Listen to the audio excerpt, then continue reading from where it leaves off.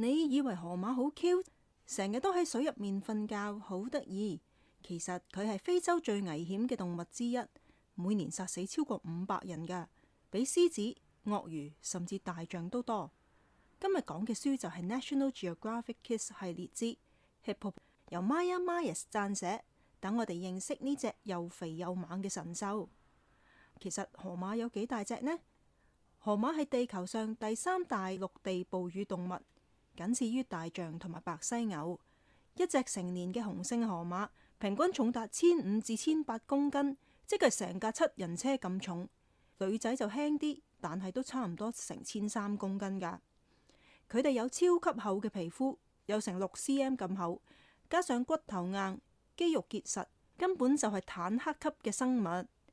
但係唔好以為佢行得慢喎，陸地時速可以高達30公里一個鐘，水入面又識潛水，轉身又快，係真正嘅水陸兩棲霸主。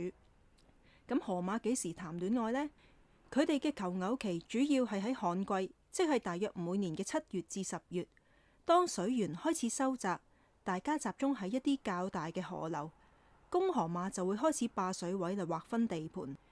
佢哋會打交嚟爭女朋友，唔係講笑啊！河馬打起上嚟好激㗎，張口咬，用身撞，甚至有時會咬死對方。一旦求偶成功，雌性河馬就會喺水入面交配，之後懷孕大約8個月就會生出一隻超可愛但係都成40kg 嘅 BB 河馬。BB 河馬一出世就要學游水，亦好依賴媽媽，有時甚至會企喺媽媽嘅背脊上面浮出水呼吸。咁點解河馬咁危險？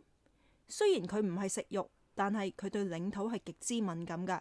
你行過佢附近啲河，或者開船入咗佢嘅地盤，佢就會無聲無息咁潛水接近，然後突然之間爆衝上水，將船撞翻，甚至會咬人。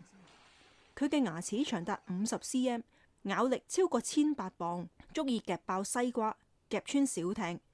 National Geographic 曾經拍過河馬將獅子咬死，連鱷魚都避開佢啊！